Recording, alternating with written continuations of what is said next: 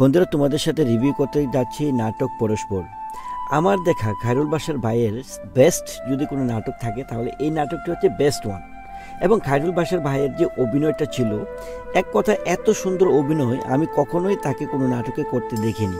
প্রথম কথা হচ্ছে যে ক্যারেক্টার তাকে দেয়া হয়েছে সে ক্যারেক্টারে সে এতটা ইনভলভ ছিল যে তার এক্সপ্রেশন, ডায়লগ এবং সব কিছু মিলিয়ে মানে এক কথায় বলার মতো কোনো ওয়ার্ড নেই আমার, এত চমৎকার অভিনয় ছিল। এক কথা তুমি যদি ইন্ডিয়ার কোনো অ্যাক্টরের কথা বলি সেক্ষেত্রে রণবীর সিং কিছু কিছু মুভিতে এইরকম মানে ডিপ একটি এক্সপ্রেশন দিয়েছিল অ্যাকর্ডিং টু হিজ ক্যারেক্টার। এখানেও কিন্তু সেম জিনিসটি দেখতে পেলাম। খায়রুল বাশার ভাইয়ের যে অভিনয়টা ছিল, এক কথা নাটকটিকে পুরোপুরিভাবে প্রাণবন্ত করেছে according to the script, according to acting.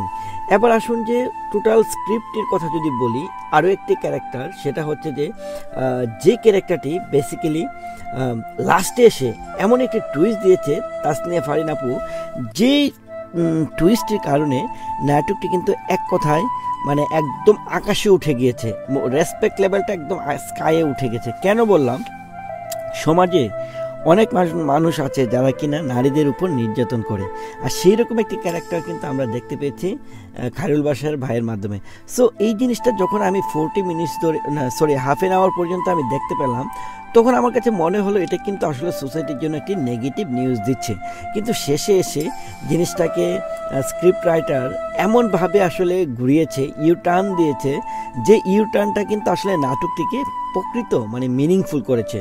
এক কথায় আমি বলবো যে নাটকটি অসাধারণ একটি নাটক, এবং এই নাটকে সত্যিকার অর্থে রেটিং করাটা টাফ। সেই জন্য আমি বলবো যে রেটিং করতে চাই না, মাস্ট ওয়াচ ড্রামার কারণ হচ্ছে কি, প্রথম কথা হচ্ছে যে এই নাটকটি একটু কমেডি টাইপের নাটক। এই নাটকটিতে আপনি দেখতে পাবেন যে সমাজের নির্যাতিত মানুষগুলা কিভাবে আসলে ডমিনেট করতে চায় নারীর উপর, কিন্তু সেই নারী যখন আবার প্রতিবাদ করে সিচুয়েশনটা কিন্তু অনেক সময় কন্ট্রোলে চলে আসে।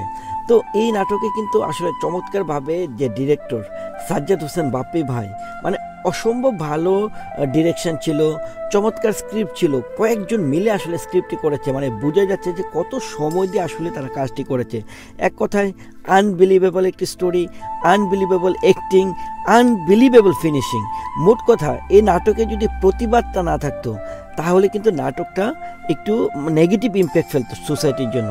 কিন্তু এই নাটকে শেষের দিকে এসে আমরা যেই জিনিসটা দেখলাম, তাসনিয়া ফারিন যেভাবে প্রতিবাদটা করেছে, সে প্রতিবাদের পর থেকে কিন্তু আসলে জিনিসটা অনেক বেশি পজিটিভলি আসলে ফিনিশিং পেয়েছে বলে আমি মনে করি। বন্ধুরা, অবশ্যই তুমি নাটকটি দেখো, ইটস এ গ্রেট ড্রামা।